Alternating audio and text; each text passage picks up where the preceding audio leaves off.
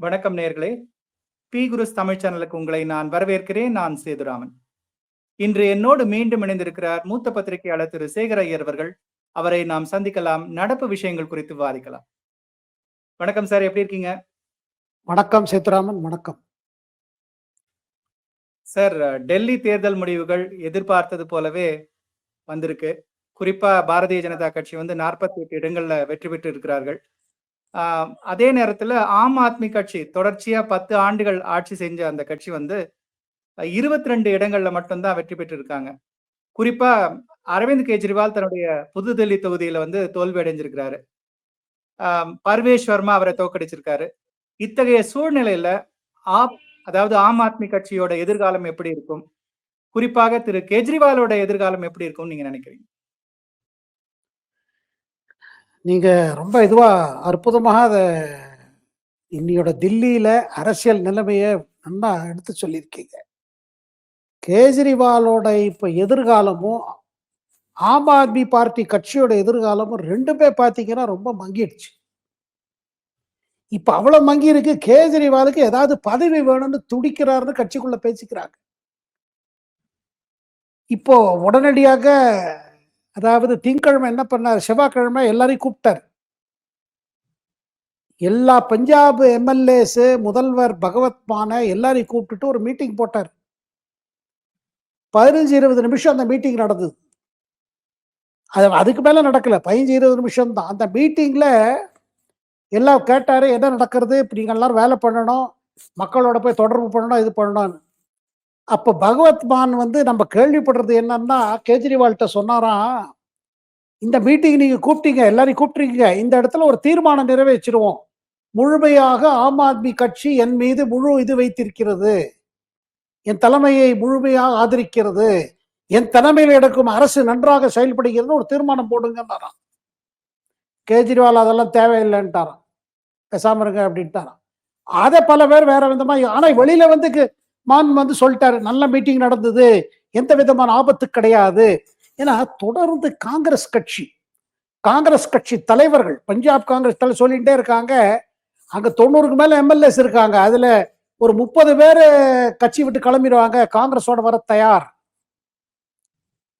அந்த இடத்துல ஜாஸ்தி நாள் ஓடாது. கேஜ்ரிவாலே முதல்வர் ஆகணும்னு ஆசைப்படுறாரு, பகவத் மானை எதிர்த்து இது பண்றாரு, அதனால கட்சியில வெளியில வரணும்னு பாக்குறான்னு. இப்படி ஒண்ணு. இரண்டாவது, லுதியானான்னு ஒரு ஊர் இருக்குதுங்க, பெரிய ஊர் பஞ்சாப்ல. அது ரொம்ப அது ஒரு இந்த தொழிற்சாலைகள்லாம் அதிகமா உள்ள ஊர். அந்த இடத்துல ஒரு தொகுதி இருக்குது, லுதியானா வெஸ்ட்னு. அந்த தொகுதியில இப்போ ஒரு சீட்டு காலியா இருக்கு, அங்க இடைத்தேர்தல் வரப்போறது. கேஜ்ரிவால் அந்த இடத்துல நிக்கிறதுக்கு யோசிச்சுட்டு இருக்காரு, கட்சிக்குள்ள பேசிக்கிறாங்க. அப்படி நின்று அங்க போய் ஒரு எம்எல்ஏ வாயில்லம்மா அப்படின்னு ஒரு பேச்சு ஓடிட்டு இருக்கு. அப்படி ஆயிட்டாருன்னா பகவத் மானை நாத்திட்டு அவரே முதல்வர் ஆயிடுவார், பஞ்சாப் முதல்வராக அப்படின்னு பேச்சு கிளம்பிடுது. அதாவது ஒரு பதவிக்கா துடிக்கிறார். இன்னொரு பேச்சு என்ன நடக்கிறதுனா, இப்போ டெல்லியில இருந்து 3 மேலவை உறுப்பினர்கள் இருக்கிறார்கள், ராஜ்யசபா எம்பிஸ். அதுல யாரையா ஒருத்தரை ரிசைன் பண்ண வைக்கலாமான்னு பாக்குறாரு. பஞ்சாப்ல இருந்து 7 மேலவை உறுப்பினர்கள் இருக்கிறார்கள், டெல்லியில இருந்து 3 பேர் இருக்காரு. அந்த டெல்லியில ஒருத்தர் இவருக்கு நெருங்கியவர், துர்கேஷ் பாட்டக்னு.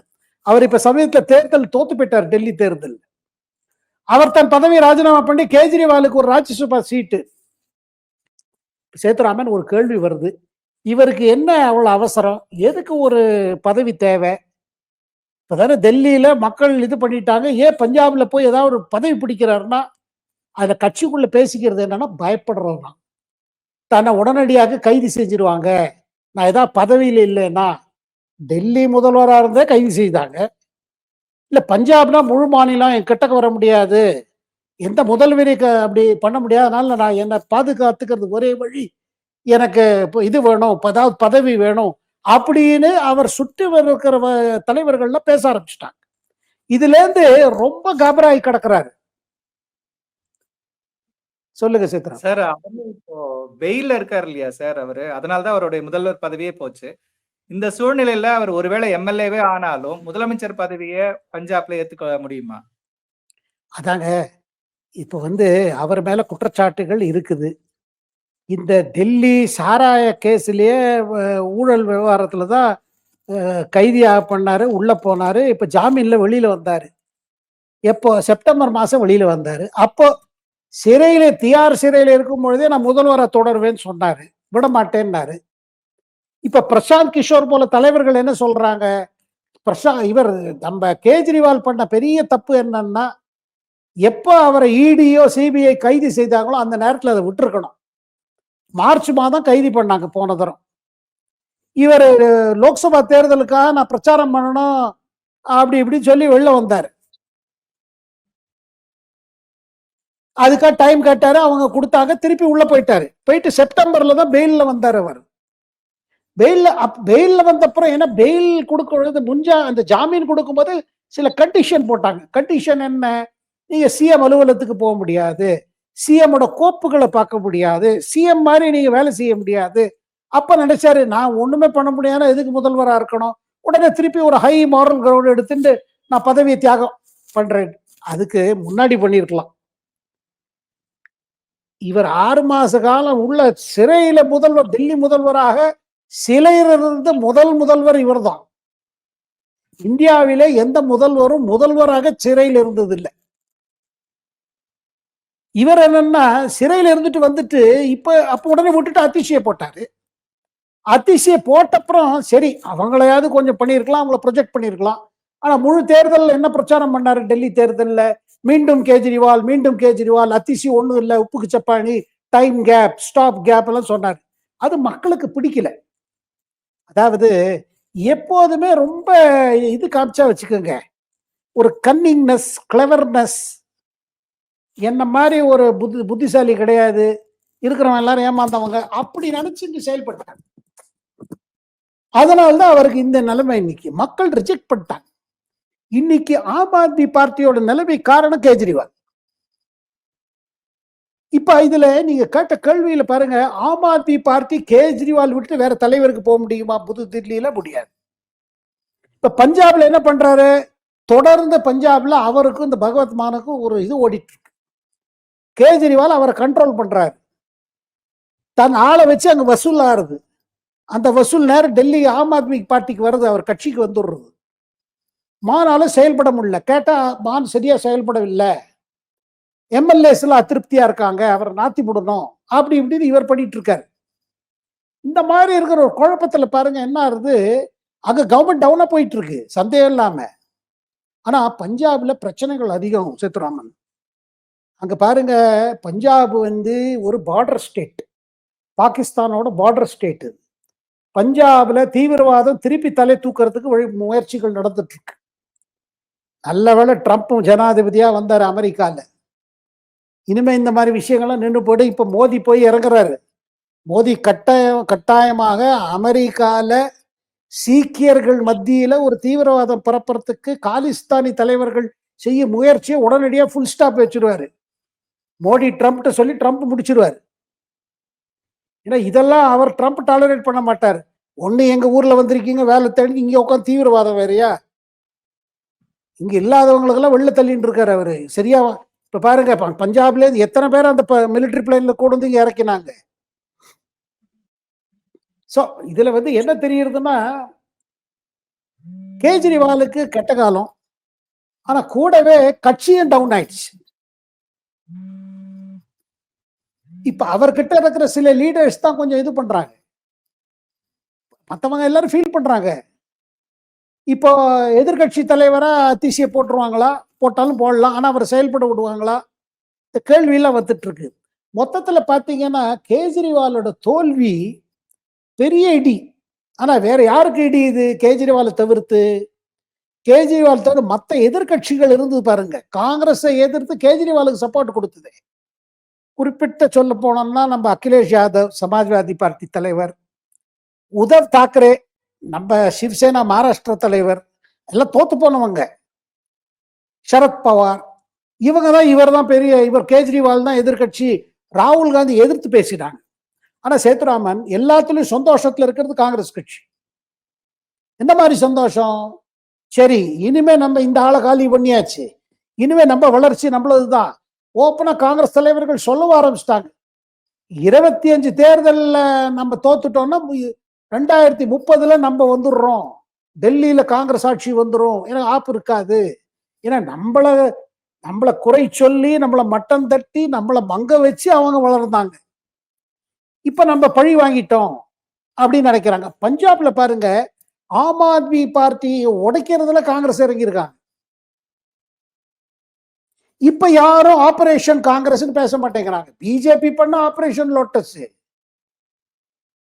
அதுக்கு என்ன டிஃபென்ஸ் என்னன்னா, காங்கிரஸ் எங்க கட்சியில இருந்து எத்தனை பேர் உடைச்சு எடுத்துட்டாங்க, டெல்லி எலெக்ஷன்லயே உடைச்சிட்டாங்களே, ஹரியானா எங்களுக்கு எதிர்த்து போட்டிட்டாங்களே, கோவால போய் எங்களுக்கு ஜெயிக்க விடாம தடுத்தாங்களே, இவங்களுக்கு நாங்க ஏன் இறக்கம்? சரிங்க, இதெல்லாம் பண்ணாங்கன்னா மே ஜூன்ல ஏப்ரல் மேல ஏன் ஒன்னா சேர்ந்தீங்க லோக்சபா தேர்தலுக்கு? அதாவது என்ன ஆயிருக்குன்னா சேத்துராமன், இன்னைக்கு இந்தியாவோட அரசியல் பாருங்க ஒரு பாயிண்ட்ல வந்துருது, வெறும் பிஜேபி எதிர்த்து அரசியல் இனிமே ஓடாது. நான் பிஜேபி எதிர்க்கிறனால எனக்கு ஓட்டு போடணும், ஒரு குறிப்பிட்ட ஓட்டு தான் வருது. இது ராகுல் காந்தி புரிஞ்சுக்கணும். என்ன வேணா கூட்டணி பண்ணுவாங்க, யாரோட வேணா கூட்டணி பண்ணுவாங்க, எப்ப வேணா சேர்ந்துப்போம், எப்ப வேணா பிரிஞ்சுப்போம், எப்ப வேணா திட்டிப்போம், எப்ப வேணா புகழ்ந்துப்போம். இந்த அப்ரோச் இருக்கு பாருங்க. இதுவரையில் எதிர்கட்சிகள் எல்லாம் செஞ்சு கொண்டிருந்தது, காங்கிரஸ் உள்பட. அந்த இது லைன் இப்ப பேக் ஃபயர் ஆயிடுச்சு. இந்த மாதிரி செய்யறது இனிமே ஓடாதுங்க. இது வேணா சேர்றது, வேண்டாம சேர்றது, இந்த இது மாத்திடுச்சு. அதனால கேஜ்ரிவாலோட தோல்வி எதிர்கட்சிகள் அனைத்து கட்சிகளுக்கும் தோல்வி. அப்பனா நீங்க சொல்ல வர்றது என்னன்னா, இந்த தோல்வியினால எதிர்கட்சிகளுக்கு இடையே ஒரு குழப்பமே வந்தாச்சுன்னு சொல்றீங்களா? ஏன்னா காங்கிரஸ் தனியா போயிடுச்சு இந்த தேர்தல்ல, கெஜ்ரிவால் தனியா நின்றாரு. கெஜ்ரிவாலுக்கு சப்போர்ட்டா இண்டி கூட்டணியில இருக்கக்கூடிய மற்ற கட்சிகள் தலைவர்கள், குறிப்பாக தலைவர்கள் பிரச்சாரம் எல்லாம் பண்ணாங்க. இப்படிப்பட்ட சூழ்நிலையில வெற்றி பெற்றிருந்தாருன்னா சூழ்நிலை வேற மாதிரி இருந்திருக்கும். இப்ப தோல்வியை நோக்கி ஆப் போனதால எதிர்கட்சிகளின் கூடாரம் கலைகின்றதா அப்படிங்கறத நீங்க ஏற்கனவே லைட்டா சொல்லிருக்கீங்க. இப்ப எனக்கு என்ன தெரியணும்னா, இனிமேலும் இண்டி கூட்டணி தொடர்ச்சியா கூட்டணி பேச்சுவார்த்தை நடத்தி அடுத்த தேர்தல்கள்ல அவங்களுடைய பேச்சுவார்த்தை தொடர்ச்சியா நடத்துவாங்களா? என்ன சேத்துராமன், ஒரு விஷயம் நினைச்சா கூட்டணி இருக்குங்கிறாங்க, இந்தி கூட்டணி இருக்குங்கிறாங்க, இல்லைங்கிறாங்க. சில சமயம் சொல்றாங்க இந்த கூட்டணி பாராளுமன்ற தேர்தலுக்கு தாங்கிறாங்க. ஆனா இப்ப பாருங்க, எதிர்கட்சிகள், அதாவது காங்கிரஸ் இல்லாத அதாவது நான் காங்கிரஸ் ஆப்போசிஷன் பார்ட்டிஸ், அவங்க என்ன சொல்றாங்க, காங்கிரஸ் மேல கடுமையா விமர்சிக்கிறாங்க. காங்கிரஸ் எதுக்கு கேஜ்ரிவால் எடுத்து போட்டி விட்டு பிஜேபி ஜெயிக்க விடுச்சிருச்சு, காங்கிரஸ் கூட இருந்ததுன்னா ஒரு 10 சீட் அதிகம் வந்திருக்கலாம். அதாவது 22ல இருந்து 35 கிட்ட போயிருக்கலாம். அதாவது கிட்டக்க வந்திருக்கலாம், மெஜாரிட்டி கிட்டக்க வந்திருக்கலாம். 10 சீட்டோ 12 சீட்டோ 13 சீட்டோ ஒன்னும் அதிகமா ஜெயிச்சிருக்கலாம். கேஜ்ரிவால தோத்திருக்க மாட்டாரு, சந்தீப் தீக்ஷித் தான் அவரோட பாதி ஓட்டம் உடைச்சிட்டாரு அப்படின்னு பேசிக்கிறாங்க. ஆனா இது புரிஞ்சுக்க மாட்டேங்கிறாங்க. பாராளுமன்ற தேர்தலில் 7 சீட்லையும் ஒன்னா நின்னாங்க.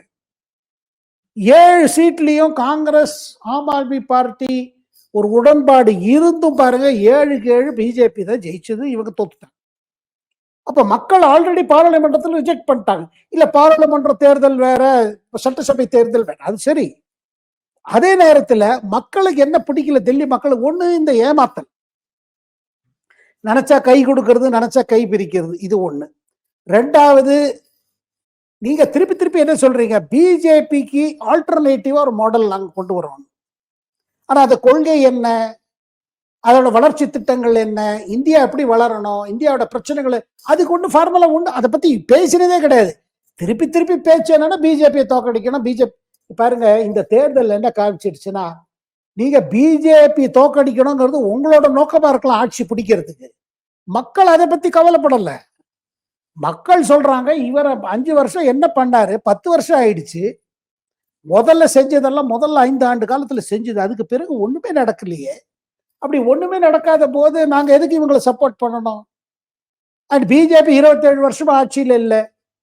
நீங்க என்ன சொன்னீங்க, அதாவது ஆம் ஆத்மி பார்ட்டி கேட்கறாங்க, என்ன கேட்கறாங்க, தில்லி மாநகராட்சியில பிஜேபி தான் ஆள் இருந்தாங்க. 2022 தேர்தல் நடந்தா, தேர்தல் என்ன சொன்னாங்க, எங்களால் ஒன்றும் செய்ய முடியல. ஏன்னா எம்சிடி, அதாவது முனிசிபல் கார்பரேஷன் ஆஃப் டெல்லியில பிஜேபி ஆட்சியில் இருக்குது, அதனால எங்களால் சாக்கடை கிளீன் பண்ண முடியல, ரோடு சரி பண்ண முடியல, அப்படி இப்படின்னு ஒரு காரணத்தை ஏதோ எக்ஸ்கியூஸ் சொன்னாங்க. சரி, 22ல ஆம் ஆத்மி பார்ட்டிக்கு மக்கள் ஓட்டளித்தாங்க. டெல்லி மாநகராட்சி ஆம் ஆத்மி கையில வந்துருச்சு. இந்த 2 ஆண்டு காலத்துல 22க்கு பிறகு ஏதாவது மாற்றம் இருக்கோ? ஒண்ணு மாறல. நீங்க மக்கள் பிஜேபி எதிர்க்கணுங்கிறது மக்களோட ப்ரையாரிட்டி இல்ல. மக்களுக்கு பிஜேபி, ஆப், காங்கிரஸ் பாக்குறது இல்லைங்க. என்ன நீங்க பண்றீங்க, என்ன டெடிகேட்டடா இருக்கீங்க, எனக்கு என்ன மாற்றம் வரப்போறது, இந்த மெசேஜ் இருக்கு பாருங்க. டெல்லிங்கிறது ஒரு மினி இந்தியாங்க சேத்துராமன். இங்க பல ஜாதியினர் இருக்கிறாங்க, பல மொழி பேசுறவர்கள் இருக்கிறாங்க, பல மாநிலத்திலேருந்து வந்தவங்க இருக்காங்க. டெல்லியில சொல்லுவாங்க, 7 பேர் எடுத்துட்டீங்கன்னா 1 அவுட் ஆஃப் 7 அவங்க சவுத் இந்தியனா இருப்பாங்க. தென்னிந்தியாவில் தெலுங்கரா இருக்கலாம், கன்னடம் பேசுறவாளா இருக்கலாம், தமிழ் பேசுற, மலையாளம் பேச, அதாவது 7 பேர்ல ஒருத்தர் சவுத் இந்தியன். அதை தவிர்த்து மற்ற மாநிலத்திலிருந்து இருக்கிறாங்க. பீகார், பூர்வாஞ்சல், திருப்பி இந்த தேர்தல்ல கிழக்கத்துக்காரங்கன்னு சொல்லுவாங்க. கிழக்கத்துக்காரங்கன்னா இந்த பூர்வாஞ்சல்ல கிழக்கத்து, இங்க கிழக்கத்து சொல்லும் போது உத்தரப்பிரதேசத்தோட கிழக்கு பாகமும் பீகார் முழுவதும் இதை தான் பூர்வாஞ்சல்ங்கிறாங்க. இவங்க அதிகமாக இருக்காங்க டெல்லியில. ஒரு காலகட்டத்தில் டெல்லியில முக்காவாசி பஞ்சாபிஸ் அதிகமா இருந்தாங்க. ஏன்னா 1947 1947 இந்த பாக பிரிவினை ஆன பிறகு இந்தியா பாகிஸ்தான் வந்தது. அதனால பாகிஸ்தான்ல இருந்து எல்லாரும் இங்க ஓடி வந்தாங்க இந்துக்கள். அவங்க டெல்லியில தான் அவங்களுக்கு ரெஃப்யூஜி கேம்ப்ஸ், இந்த காலனி எல்லாம் வந்தது. இப்ப நீங்க கேள்விப்படுற கரோல் பாக், நம்ம எல்லா தமிழர்களுக்கும் கரோல் பாக் தெரியும். பல காலனி இந்த மாதிரி வந்ததுல ரெஃப்யூஜி செட்டில்மெண்ட் காலனியா வந்துச்சு. லாஜ்பத் நகர், டிஃபென்ஸ் காலனி, டெல்லியில இருக்கிற பல பிரபல இடங்கள் இன்னைக்கு பாத்தீங்கன்னா பாஷ் ஏரியா. 1950 எல்லாம் இது ஒரு செட்டில்மெண்ட் காலனியா. இந்துக்கள்ல வந்தவங்க எல்லாம் ஒரு டென்ட் போட்டு இருந்தாங்க. ரொம்ப கஷ்டப்பட்டு வந்திருக்காங்க. அப்ப இருந்த போது பிஜேபிக்கு சப்போர்ட் அங்கேருந்து வந்தவங்களோட இருந்தது. முதல்ல ஜனசங்க் இருந்தது. அதுக்கு பிறகு டெல்லியோட ஜனத்தொகை மாற ஆரம்பிச்சிருச்சு. ஏறவும் ஆச்சு, மாறவும் ஆரம்பிச்சது, கேரக்டர் மாறிச்சு. பல மற்ற மாநிலங்கள்ல இருந்து செட்டில் ஆரம்பிச்சாங்க. இதுல பல மாத்திரத்துல டெல்லி அரசியல் விதமான அரசியல். இதுல சில பேர் என்ன கருத்து வைக்கிறாங்கன்னா, டெல்லி அரசியல்ல இந்துத்துவவே கிடையாது, இது பிஜேபி இந்துத்துவ பத்தி பேசவே இல்லை, டெல்லியோட வளர்ச்சி பத்தி தான் பேச. பிஜேபி பொறுத்த மட்டும் அவங்க பேசணும்னு அவசியம் இல்லை. பிஜேபி ஒருத்தரும் ஜெய் ஸ்ரீராம் சொல்ல வேண்டாம். பிஜேபினா என்னங்கிறது எல்லாருக்கும் தெரியும். இதுல இன்னொரு விஷயம் சேத்துராமன், இந்த டெல்லி தேர்தலில் என்ன புரிஞ்சுக்கணும்னா, இஸ்லாமியர்கள் ஒரு 12-13 இடத்துல தொகுதிகள்ல இம்பார்ட்டன்ட். அந்த இம்பார்ட்டன்ட் ஃபேக்டர் பாத்தீங்கன்னா அவங்களுக்குள்ள ஒரு பெரிய சங்கடமா இருக்கு. என்ன, பிஜேபிக்கும் ஓட்டு போட வேண்டாம்னா அந்த மத தலைவர்களும் அந்த சமுதாயினரும் சொல்லிட்டே இருக்காங்க ஒரு பக்கம். இன்னொரு பக்கம் என்ன நீங்க பாக்குறீங்கன்னா, அவங்களும் ஒரு அதிருப்தியா இருக்காங்க கேஜ்ரிவால் மேல. ஏன்னா இவர் வளர்ச்சி எங்கேயுமே நடக்கல. பூச்சாண்டி, பிஜேபி பூச்சாண்டி காமிச்சுன்னு அவர் அரசியல் பண்ணிட்டு இருந்தார். பிஜேபி இதாயிடும் அதாயிடும். அதனால அவங்களுக்கு உள்ளுக்குள்ள அவங்களும் கடுப்பு. அதுல காங்கிரஸ் வேற நினைத்தா, சரி காங்கிரஸ் போடும், சில பேர் காங்கிரஸ் போட்டாங்க. அதனால அதாவது ஒரு குறிப்பிட்ட மதத்தை சார்ந்தவர்கள் எப்போதுமே பிஜேபி எதிர்த்து இருப்பார்கள். நமக்கு தான் ஓட்டு போடுவாங்க நினைக்கிறது தப்பு. ஏன்னா வளர்ச்சி இல்லாம ஊழல்னா எல்லாரையும் பாதிக்கும். இந்துக்களை பாதிக்கும், இஸ்லாமியரை பாதிக்கும், கிறிஸ்துவரை பாதிக்கும், எல்லாரையும் பாதிக்கும். ஸோ டெல்லி பாலிடிக்ஸ்ல ஒரு புது டேர்ன், ஒரு ஆல் இண்டியா டேர்ன் இருக்குது. என்ன ஒரு மாற்றம்னா இதான் மாற்றம். ஏதாவது நீங்க பிஜேபி எதிர்க்கிறேன்னு உங்களுக்கு எல்லாரும் ஓட்டு போட, நீங்க பிஜேபி எதிர்க்கல ஆட்சி பிடிக்கிறதுக்கு. மக்களுக்கு பிஜேபி மேல அந்த வெறுப்பு வரணுங்க, அது வரலைங்க. அப்புறம் இந்த தேர்தலில் சேத்துராமன் ரொம்ப இதுவா சொல்ல விரும்புறேன் என்னன்னா, பிரதமர் ரொம்ப கிளியரா முதல்ல சொல்லிட்டார். என்ன, என்னோட கேரண்டி நாங்க கொடுக்குற, பிஜேபி கொடுக்குற அவ்வளோ கேரண்டிஸும் இம்ப்ளிமெண்ட் பண்ணுவோம், எதுலையும் பின் வாங்க மாட்டோம். இப்ப நான் கேள்விப்படுறது ஆல்ரெடி வேலை ஆரம்பிச்சாச்சு. இன்னும் முதல்வர் தேர்ந்தெடுக்கல. பிரதமர் அலுவலகத்துல மீட்டிங் போட்டு எப்படி யமுனா நதியில இப்படி தூய்மை எப்படி வருதுன்னு 2 வருஷத்துக்குள்ள முடிக்கணும். அப்புறம் சாபர்மதி இருக்கு பாருங்க, சாபர்மதி ஃப்ரண்ட், நாங்க ரிவர் ஃப்ரண்ட் அஹமதாபாத்ல, அதே மாதிரி இந்த இடத்துல யமுனா தில்லி கரை இதுல ரொம்ப இது அழகா பண்ணியானோம், தூய்மை வரணும். எவ்வளவு சிவரேஜ் ட்ரீட்மெண்ட் பிளான்ட் இருக்கோ எவ்வளவு போட முடியும் பாருங்க. இதெல்லாம் உடனடியா செஞ்சு 2 வருஷத்துக்குள்ள முடிக்கணும்னு பிரதமர் ஆல்ரெடி இன்ஸ்ட்ரக்ஷன் கொடுத்துட்டார் ஆபீஷியல்ஸ்க்கு. இப்ப யார் முதல்வர் வரப்போறான்னு கேள்வி வரும். பார்த்து யார் வந்தாலும் சரி, செய்ய வேண்டியது என்னன்னா மோடி கொடுத்த கேரண்டியா அதை நடவடிக்கை எடுத்து அதை பண்ணி காமிக்கணும் கிரவுண்ட்ல. இதுதான் பெரிய ஆர்டர். இது பெரிய மாற்றம். அது அதாவது பாத்தீங்கன்னா பாலிடிக்ஸ் ஆஃப் டெவலப்மெண்டோட பாலிடிக்ஸ் ஆஃப் ரிசல்ட்ஸ். பிரதமர் அதை விட மாட்டார்.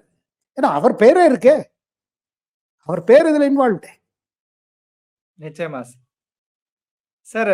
அடுத்து மகாராஷ்டிரால தேசியவாத காங்கிரஸ் கட்சி தலைவர் சரத்பவார் அதாவது சரத்பவார் பிரிவோட தலைவர் அவர் ஏக்நாத் ஷிண்டே, துணை முதலமைச்சர் ஏக்நாத் ஷிண்டே புகழ்ந்திருக்கிறார். என்ன திடீர்னு ஒரு பாசம், திரும்ப கூட்டணி தாவ போறாரா சரத்பவார்? இப்படியே குழப்பிட்டு இருப்பார் அவர். மகாராஷ்டிரா தேர்தல் ஆன பிறகு பிரதமரை சந்திச்சாரு. எதுக்கு சந்திச்சாருன்னா, அந்த மாறுதல் பழம் இருக்கு பாருங்க, அது நிறைய விளையிறது மகாராஷ்டிரால. அது ஒரு பாஸ்கெட் நிறைய கொண்டு வந்தார், ஒரு கூட நிறைய கொண்டு வந்து அந்த அந்த விவசாயிகள் எல்லாம் கொண்டு வந்து பிரதமர்கிட்ட பாருங்க, நாங்க எவ்வளவு நல்லா மாறுதல் பழம், அதாவது போமோகிரானேட் எவ்வளவு நாங்க இது பண்றாங்க பாருங்க.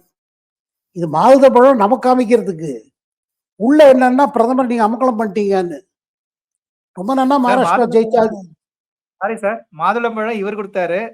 முதல்ல மம்தா மாம்பழம் கொடுத்தாங்கன்னு நினைக்கிறேன் பிரதமருக்கு ஒரு சில ஆண்டுகளுக்கு முன்னாடி. அது அப்போ இது மாம்பழம் கொடுத்தாவது, அதாவது நம்ம இதுல இந்த மாம்பழம் ஒரு மாம்பழத்தை வச்சுன்னு போட்டி நடந்தது இல்லை பிள்ளையாருக்கும் முருகனுக்கும்.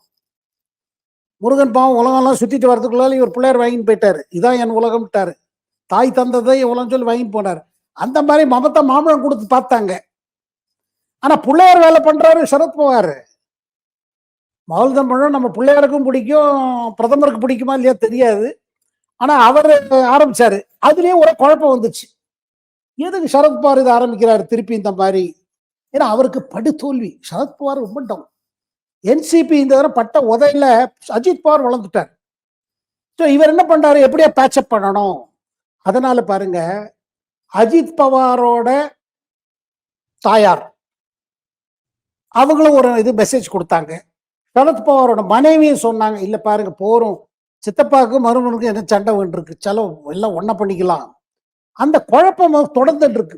ஒரு பக்கம் என்னன்னா, நம்ம சரத்பவாரோட மகள் சுப்ரியா சூலே நீங்க பாப்பீங்க, லோக்சபால நம்ம கனிமொழி பக்கத்துல தான் உட்காந்துட்டு இருப்பாங்க. அப்போ மோதிக்கு எதிர்த்து 2 லைன் பேசுவாரு, அரசுக்கு எடுத்து பேசுவாங்க. அதெல்லாம் ஒன்றும் இல்லைங்க, எப்படியாவது திருப்பி இதுக்குள்ள வரலாமான்னு பாக்குறாரு. அதுல அவர் நேத்திக்கு ஒரு வேலை பண்ணியிருக்காரு. என்னன்னா, இப்ப இந்த வர இது இருக்கு பாருங்க, இந்த வர ஞாயிறு, இப்ப வர 21, 22, 23 தேதி வாக்குல ஒரு மராட்டி கான்ஃபரன்ஸ் நடக்கிறது, மராட்டி மொழி வேர்ல்டு கான்ஃபரன்ஸ் டெல்லியில. அதை நடத்துறாரு சரத்பவார். அதுல பிரதமரை கூப்பிட்டிருக்காரு. எதுக்குன்னா அவரை கௌரவிக்கணுமா. ஏன், நீங்க மராட்டி லாங்குவேஜ கிளாசிக் லாங்குவேஜ் டிக்ளேர் பண்ணிட்டார். தமிழுக்கு அந்த அந்தஸ்து அப்பவே கிடைச்சிருச்சு, கிளாசிக்கல் லாங்குவேஜ்னு. இப்ப மராட்டிக்கு கிடைச்சிருக்கு. அதுக்கு அவரை தேங்க் பண்றதுக்கு ஒரு மீட்டிங் கூப்பிட்டு இருக்காரு. அதுவே ஒரு ஒரு இதுக்கு பொலிட்டிக்ஸ்ல இது பண்றது. சரத்பவார் எதிர்கட்சி தலைவர், இந்திய அலையன்ஸ் இருக்கு, கூட்டணி இருக்கு, அப்படி இப்படிங்கிறாரு. அவர் என்னடான இது பண்றாரு. அதுக்கு முன்பு நேத்திக்கு என்ன பண்ணாரு, புதுதில்லியில ஏக்நாத் ஷிண்டேயை கூப்பிட்டு, நீங்க உங்களையும் கௌரவிக்கிற, ஏன்னா இந்த மராட்டி மொழிக்காக நீங்களும் செயல்பட்டு இருக்கீங்க, அந்த பிரதமர் கௌரவிக்கிறதுனால தனியா கௌரவிக்கிறோம். அதை தவிர்த்து நீங்க முதல்வர் இருந்த போது பல விஷயங்கள் பண்ணிட்டீங்க. என்ன, இந்த மகளிர்களுக்காக இது கொடுத்தது. இப்பதான் தேர்தல் முடிஞ்சு இன்னும் அந்த சூடு காயல, இன்னும் திக்கு திக்குன்னு எரிஞ்சிட்டு இருக்கு அரசியல் சூடு. அதுக்குள்ளால இவருக்கு தேங்க் பண்ண ஆரம்பிச்சிட்டாரு. ஏக்நாத் ஷிண்டே கூப்பிட்டு கௌரவிச்சது உத்தவ் தாக்கரேக்கு பயங்கர கோவம். இது என்ன அக்கிரமம் இது, என் கட்சியில இருந்து என்ன துரோகம் செஞ்சுட்டு போன போய் நீங்க கௌரவிக்கிறீங்களா? என்ன ஆட்சியை கொடுத்தான், என் ஆட்சியை உடைச்சிட்டு போயிட்டு நீங்க அந்த ஆளை போய் இது பண்றீங்களா? இது என்ன அரசியலா என்ன? எங்களுக்கு உங்க அரசியலை பத்தி தெரியாது, ஆனா எங்க அரசியல் எங்களுக்கு புரியும் அப்படின்னு சஞ்சய் ராவுத் வேற உத்தவ் தாக்கரே சொல்லி சரத்பவார் மேலே ஏறிட்டார். இதுல இருந்து என்ன தெரியும் சேத்துராமன், இங்க பாருங்க இந்த பக்கம் எதிர்கட்சி பத்தி பேசும்போது, இங்க அகிலேஷ் யாதவா இருக்கட்டும், மமதாவா இருக்கட்டும், காங்கிரஸ் ஒண்ணும் இல்லை, இனிமே காங்கிரஸ் செஞ்சு தப்பு, டெல்லியில காங்கிரஸ் எங்கேயுமே ஜெயிக்க மாட்டேங்கிறது. இந்த ராகுல் அதாவது சொல்லாம சொல்றது என்னன்னா, ராகுல் காந்தி இருக்கிறவரில் காங்கிரஸ் ஒன்றும் ஆகாது, பச்சை தமிழ்ல சொல்லணும்னா அது உருப்படாதுங்கிறாங்க. இதுக்கு ராகுல் காந்தி இருக்குல்ல, அது உருப்படாது அப்படின்னு அவங்க பேசிக்கிறாங்க. ஆனா இவங்களோட ஃப்ரஸ்ட்ரேஷன் பாருங்க. அதாவது இதுல தான் கான்ட்ரடிக்ஷன் வருதுங்க. நான் இந்த இடத்துல காங்கிரஸுக்கு சப்போர்ட்ல சொல்றேன். காங்கிரஸ் எவ்வளவு பெரிய கட்சி, எல்லா மாநிலம் அவங்க விட்டு கொடுத்துட்டாங்கன்னா அப்புறம் அவங்க என்ன அரசியல், அவங்க என்ன சத்திரமா நடத்துறாங்க? டெல்லியில விட்டு கொடுத்துட்டோம் கேஜ்ரிவாலுக்கு, யூபியில விட்டு கொடுத்துட்டோம் அகிலேஷ் யாதவுக்கு. அப்படி இருக்கும்பொழுது எல்லாருக்கும் இப்படி இப்படி விட்டு கொடுத்துட்டா பாக்கி என்ன பண்றது? மேற்கு வங்காளத்துல மமதாக்கு விட்டு கொடுத்துட்டோம், மகாராஷ்டிரால உத்தவ் தாக்கரேக்கு விட்டு கொடுத்துட்டோம். இல்ல எல்லாருக்கும் விட்டு கொடுத்து போனா எப்படி அரசியல் நடக்கும்? இது ஒரு அரசியல் இதுவா? இந்த மாதிரி அப்ப காங்கிரஸ் கட்சிக்கு தன் கட்சிக்கு தனக்கு செயல்பட வேண்டாமா? ஆனா நான் ஒன்னும் பெருசா சொல்றேன் சேத்துராமன், பாருங்க காங்கிரஸ் கட்சியோட நீங்க நிலைமை 50% ராகுல் காந்தி காரணமா இருக்கலாம். ஆனா இன்னொரு 50% காரணம் என்ன நான் இன்னைக்கு சொல்றேன் உங்களுக்கு. காரணம் அதோட கொள்கை. எந்த கொள்கை உங்களுக்கு? எந்த பேசுறாரு ராகுல் காந்தி? எதை எடுத்து சொல்றாரு? அது மக்களுக்கு பிடிக்கல. அது ஒரு டயத்துல பார்த்தா தீவிரவாதத்தை ஆதரிக்கிற மாதிரி இருக்கு. இப்ப புது கட்டிடம் திறந்து வைக்கும்போது சொல்றாரு நான் இந்திய ஸ்டேட்டுக்கு அகேன்ஸ்டா இருக்கேங்கிறாரு. அதேதான் மோ தலைவர்கள்லாம் சொல்றாங்க மோவிஸ்ட். இப்ப இவர் மோவிஸ்டா? இந்த மாதிரி ஒரு விதத்துல பார்க்கும்போது உளறலாம் இருக்கு. மக்கள் இன்னொரு விதத்துல என்ன பார்க்கறாங்க? இது டேஞ்சரஸ், இதுல அபாயம். அதுலதான் காங்கிரஸ் ரிஜெக்ட் ஆகுது. இதை ராகுல் காந்தியும் புரிஞ்சுக்க மாட்டேங்கிறாரு. ராகுல் காந்தி ஆதரவு தரும் காங்கிரஸ் தலைவர்களும் புரிஞ்சுட்டு கூட சொல்றதுக்கு பயப்படுறாங்க. இன்னைக்கு தேதியில காங்கிரஸோட கொள்கை என்ன? நீங்க சனாதன தர்மத்தை கனாவனான்னு பேசுறாங்க திமுக தலைவர்களும் அதை சப்போர்டர்ஸ். நீங்க அந்த இடத்துல பேசாம இருக்கீங்க. தமிழ்நாட்டில் கிடைக்கிற 10 சீட்டுக்கு 15 சீட்டுக்கு நீங்க பண்ணீங்கன்னா அசம்பிளி தேர்தலுக்காக வட இந்தியாவில் காங்கிரஸ் பத்தி என்ன நினைப்பாங்க? நீங்க என்ன வேணா திமுக தலைவர்கள் சொல்லலாம். இல்ல சனாதன தர்மம்னா இங்க ஜாதி பிராமண ஆதிக்கம், பிராமணத்தை எதிர்த்து பேசுறோம், பெரியார். நார்த் இந்தியால அப்படி எடுத்துக்க மாட்டாங்க.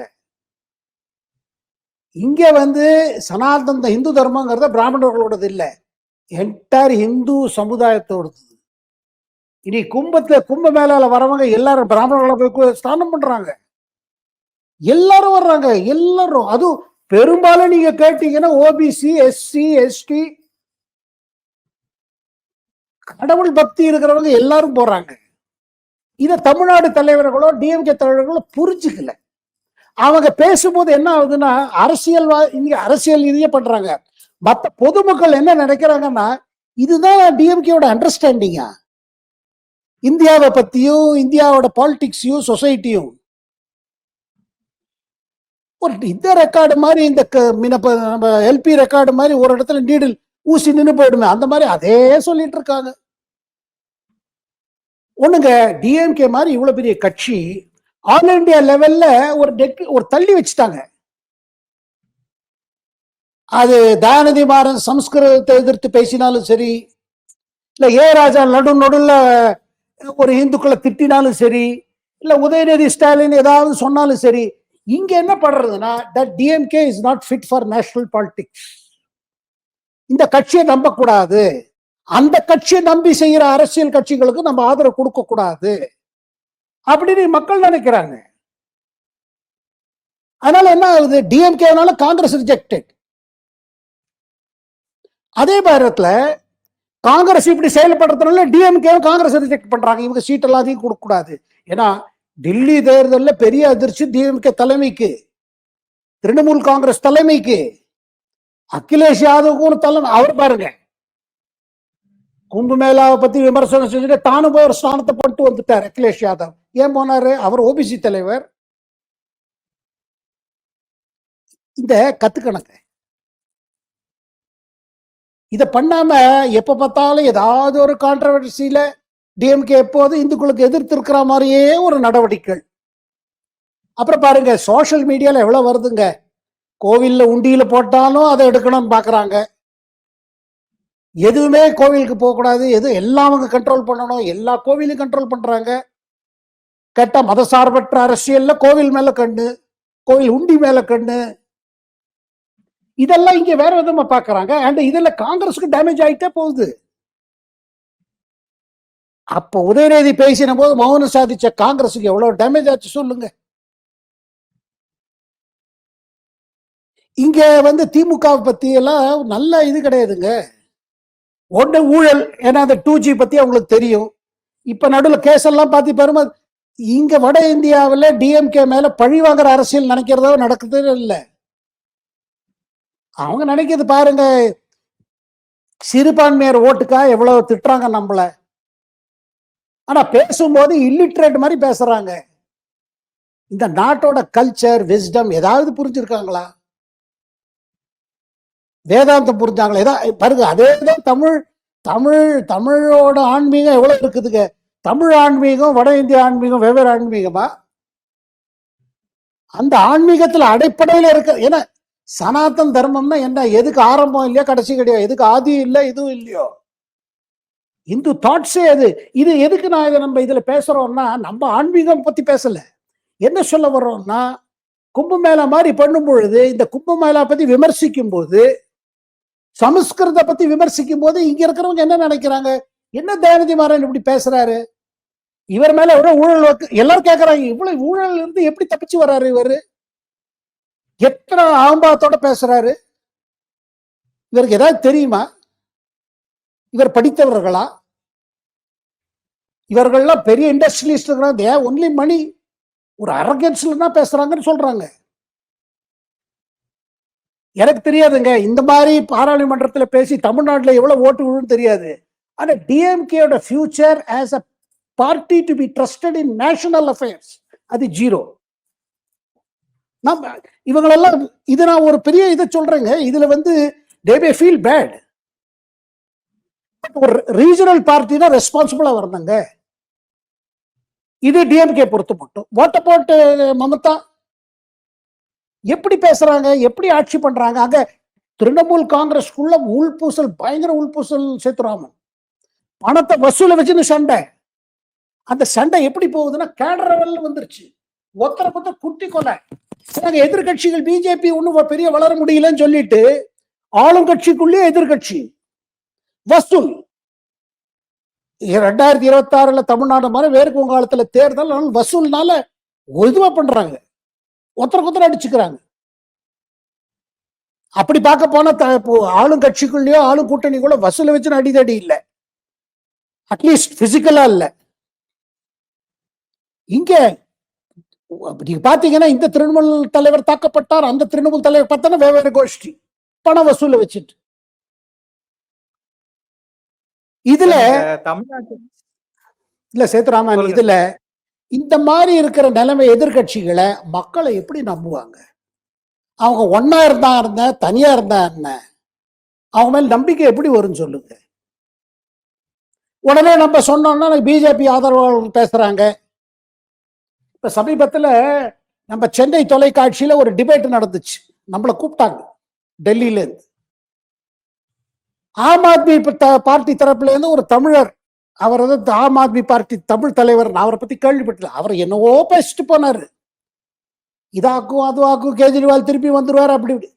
நம்ம டெல்லியில உட்காந்து நமக்கு நிலைமை தெரியுது. இப்ப நான் சொன்னேன் அந்த மாதிரி இல்லைங்க, கிரவுண்ட் ரியாலிட்டி வேற மாதிரி இருக்குதுன்னு நான் சொன்னேன். இல்ல இவர் பிஜேபி ஆதரவு மாதிரி பேசுறது அது இல்லைங்க, நம்ம டெல்லியில பாக்குறோம் என்ன நடக்கிறது, இந்த 5 ஆண்டு காலம் என்ன நடந்தது. அப்புறம் எப்போதுமே நீங்க ரொம்ப புத்திசாலி நினைச்சு எல்லாரையும் ஏமாத்திட்டே எடுத்து வச்சுக்கோங்க. நிறைய வேலை பண்ணா என்ன பண்ணுவாங்க, நிறைய ஓட விட்டுருவாங்க. இத கேஜ்ரிவால் பண்ணாரு. இதுதான் பல விதத்துல இப்ப எதிர்கட்சிகள் பண்ணிட்டு இருக்காங்க. இவங்கெல்லாம் ஒரு பக்கம், மோடி எங்க இருக்காங்க, இவர் எங்க இருக்காங்க, இவங்கெல்லாம் இப்ப டெல்லியில். அதான் நான் சொன்னேன் பாருங்களேன், இந்த மாதிரி கட்சிகளோட காங்கிரஸ் இருக்கிறவர்கள் காங்கிரஸுக்கு வளர முடியாத வட இந்தியாவில். அடுத்த முடிவு தைரியமா ராகுல் காந்தி எடுக்கணும். இவர் என்னன்னா தானே இந்து விரோதி மாதிரி காமிச்சுக்கிறாரு. இது இந்துத்துவம் இல்லைங்க, இந்து விரோதி எது காமிக்கிறீங்க? சாமி கும்பிடுங்க, கும்பிடாதீங்க, என்ன வேணா பண்ணுங்க. பெரியாரை புகழ்ந்து பேசுங்க, இல்ல பெரியாரை நீங்க விமர்சனம் பண்ணீங்க, அது வேற விஷயம். அந்த அரசியல் வேற. ஆனா இவ்வளவு மக்களோட பக்தியை வச்சு விளையாடாதீங்க. ஏன்னா கேஜ்ரிவாலும் பண்ணாரு, நடுவில் அனுமன் சாலிசாம்பாரு, ராமர் கோயிலுக்கு அனுப்புறேன், என்னெல்லாமோ அவர் பாருங்க என்னெல்லாமோ பண்ணி பார்த்தாரு. ஆனா இதெல்லாம் பண்ண தேவையில்லை. டெல்லியில செய்ய வேண்டிய காரியத்தை செஞ்சு தரணும், செஞ்சிருப்பார். ஆனா ஒண்ணுங்க, ஆளும் கட்சி தமிழ்நாடா இருக்கட்டும், மேற்கு வங்காளா இருக்கட்டும், கேரளாவா இருக்கட்டும், 2026 வாக்காளர்களை you cannot take for granted. Voters you can't take for granted. அதுதான் பெரிய மெசேஜ் டெல்லியில இருந்து. நிச்சயமா சார், பார்க்கலாம் என்ன மாதிரி மாற்றங்கள் வரப்போகுதுன்னு. தமிழ்நாட்டுல பாத்தீங்கன்னா, அந்த புதிதாக தொடங்கப்பட்ட நடிகர் விஜயோட கட்சி, அதாவது தமிழக வெற்றி கழகம், இவங்க வந்து இந்த பிரசாந்த் கிஷோர் டீமை வந்து தனக்கு ஆலோசகரா நியமிச்சிருக்கிறதா ஒரு தகவல் வருது. அது உண்மையா? எந்த அளவுக்கு பிரசாந்த் கிஷோரோட டீம் அவருடைய வெற்றி வாய்ப்பை உறுதியாக்குவாங்க? ஏன்னா அவர் வந்து பொதுவா வெற்றி பெறக்கூடிய கட்சிக்கு தான் வந்து ஆலோசனை சொல்லுவார் அப்படின்னு ஒரு குற்றச்சாட்டு அவர் மேல உண்டு. அதனாலதான் இதை கேட்கிறேன். இல்லைங்க, அவர் வந்து சென்னை வந்துட்டு போனாரு. ஒரு 2-3 மணி நேரம் நம்ம விஜயோட பேசிட்டு, கூடவே அந்த அர்ஜுனாவும் இருந்தாரு கூட. ஆதவ அர்ஜுனா. ஆலவ அர்ஜுனாவும் இருந்தாரு. அவர் முன்ன இவரோட பிரசாந்த் கிஷோரோட வேலை பண்ணியிருக்காரு. ஆனா பிரசாந்த் கிஷோர் கிட்ட இப்ப அவ்வளவு டைம் கிடையாது. ஏன்னா அவர் தானே ஒரு கட்சி ஆரம்பிச்சிருக்காரு பீகார்ல. இப்ப பீகார்ல நவம்பர்ல தேர்தல். அவர் என்ன நினைச்சாரு, இவ்வளவு கட்சிகளை நம்ம ஆட்சியில் உட்காந்து வைக்கவே நம்மளே கட்சி வச்சு நம்ம ஏன் வரக்கூடாது, ஒய் நாட் பி அப்படின்னு அவர் வந்து. ஆனா பாருங்க, ஆலோசகரா இருக்கிறது ஒண்ணு, அரசியல்ல நுழைஞ்சு அது தலைவராக இருக்கிறது வேற விஷயம். அது அப்புறம் பேசுவோம் பீகார்ல என்ன நடக்கிறது. ஆனா ஒண்ணு நிச்சயம் ஆயிடுது, என்ன பாத்தீங்கன்னா இந்த இடத்துல இவர் வந்து பேசிட்டு போனதுல இருந்து ஒண்ணு, பிரசாந்த் கிஷோர் டிஎம்கேக்கு அட்வைஸ் பண்ணாரு. 2001 பண்ணியிருக்காரு. அவர் பண்ணாத கட்சி கிடையாது. 2021 2021 பண்ணாரு. ஸோ அவர்கிட்ட பல ஐடியாஸ் இருக்கும். சில ஐடியா கொடுப்பாரு எப்படி பண்ணணும் என்ன பண்ணக்கூடாதுன்னு. பட் 21 டைம் கொடுத்த மாதிரி இவர் கொடுப்பாரா? ஏன்னா இவர் என்ன சொல்றாரு, அந்த ஐபேக் நிறுவனம் இருக்கு பார்த்தீங்களா, அதுக்கு எனக்கும் தொடர்பு இல்லட்டாரு. இவர் தனியா டீம் வச்சிருக்கிறாரு தெரியும். அவர் எப்போது சொல்ற ஐபேக் யாருக்கு வேணா பண்ணலாம், நான் எனக்கு ஐபேக் நான் விட்டுட்டேன் அப்படிங்கிறாரு. அது தொடர்பு என்ன வச்சிருக்காரு தெரியாது. பட் இவரோட அட்வைஸ் கொடுக்கலாம். ஆனா என்ன அட்வைஸ் கொடுத்தாலும் பாருங்க, அவருக்கு அவ்வளவு நேரம் இருக்காது தமிழ்நாட்டுக்கு கொடுக்கறதுக்கு. பட் இருந்தும் அவர் அட்வைஸ் இதுதான் இருக்கும். நம்ம என்ன ஒரு சேஃபா யூகம் என்ன பண்ணலாம்னா, நம்ம விஜய் வந்து உடனடியாக தன் கட்சியோட கட்டமைப்புக்கு ரெடி தயார் பண்ணணும். ஆர்கனைசேஷன் ரொம்ப இம்பார்ட்டன்ட், பூத் லெவல்ல தேவை. அதனால உடனே பிரயாணம் மேற்கொள்ற ஆல்ரெடி விஜய் சொல்லிட்டாரு. இப்போ தமிழ்நாடு முழுக்க பயணம் பண்ண போறாரு, டூர் போட போறாரு. ஆனா ஒண்ணுங்க, பிரசாந்த் கிஷோரோட வேற வேலையும் உண்டு. என்னன்னா கூட்டணி பண்ணி கொடுக்கறதுல ஹெல்ப் பண்ணுவாரு. ஏன்னா இவருக்கு அதிமுக தொடர்பு உண்டு, பிஜேபியோட தொடர்பு இருக்குது, இல்லைன்னு சொல்ல முடியாது, இருக்குது. இவர் பீகார்ல செய்வதில் பின்னணியில பிஜேபிங்கிறாங்க. ஏன்னா இவர் தொடர்ந்து நிதிஷ் அட்டாக் பண்றாரு, லாலுவி அட்டாக் பண்றாரு. சோ இவர் வந்து யாருக்கா எப்ப பேச போறாரு என்ன பேச போறாரு புரியாது. தமிழ்நாடுல ஒன்னே ஒன்று, எல்லா கட்சிகளும் கூட்டணி இல்லைன்னா நடக்காது. தமிழ்நாடு அரசியல் ஒரு விசித்திரமான அரசியல் சேத்துராமன். அது திராவிட மாடல்லாம் தெரியாது எனக்கு. திராவிட மாடல்ல ஃபர்ஸ்ட் பாயிண்ட் என்னன்னா கூட்டணி. கூட்டணி இல்லாம மக்களோட ஓட்டு கிடைக்காதுங்கிறது எல்லா கட்சிகளும் ஒத்துக்குது, பிஜேபி உள்பட. நிச்சயமா சார். இப்போ உலக விஷயம் பத்தி பேசலாம் கொஞ்சம். அதாவது ட்ரம்ப் அவர்கள் வந்து அதிபரான பிறகு அமெரிக்காவில் பல அதிரடி நடவடிக்கைகளை தொடர்ந்து செஞ்சுட்டே வர்றாரு. இந்த சூழ்நிலையில மோடி, பாரத பிரதமர் மோடி அங்க போறாரு. இப்போ இத்தகைய சூழ்நிலையில பாரதத்திற்கு, குறிப்பாக நம்ம நாட்டுக்கு என்ன மாதிரியான சாதகமான விஷயங்கள் நடக்க வாய்ப்பு இருக்கு? இல்ல இந்தியாவுக்கு எதிராக இருக்கக்கூடிய இந்த தீவிரவாத சக்திகளை எந்த அளவுக்கு ட்ரம்ப் வந்து வேற இருப்பார்னு நினைக்கிறீங்க? இல்லைங்க, இப்போ மோடி இப்போ அமெரிக்காவில் இப்போ பேச்சுவார்த்தைகள் ஆரம்பிச்சு இப்போ நடக்கிறதுக்கு இருக்கு. இதுல மெயினா பாத்தீங்கன்னா பொருளாதாரம் மெயினா வருங்க. பொருளாதாரம் தான் மெயின். அவர்கிட்ட இதை குறைங்கிறார், வரி எல்லாம் குறைங்க, அமெரிக்காவோட செய்யப்படுற குட்ஸ் இதெல்லாம் இந்தியாவில் வாங்கணுங்கிறாரு. இந்தியா ரெண்டு மியூச்சுவலா டீல், அதாவது அவர் பேசுவதெல்லாம் டீல். நான் உங்களுக்கு இது சலுகை கொடுத்தா நீ எங்களுக்கு இது சலுகை கொடுன்னு ஒன்று. இரண்டாவது, மோடிக்கு அவருக்கு நல்ல உறவு.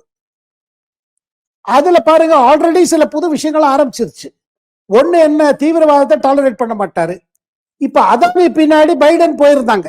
அதாவது என்னன்னா, அதானி வந்து மோடி கிட்ட கிறக்கிறதா நினைச்சு அதானி அடிச்சா இந்தியர் அரசு அடிச்சுடலாம், இந்தியாவே அடிச்சுடலாம்.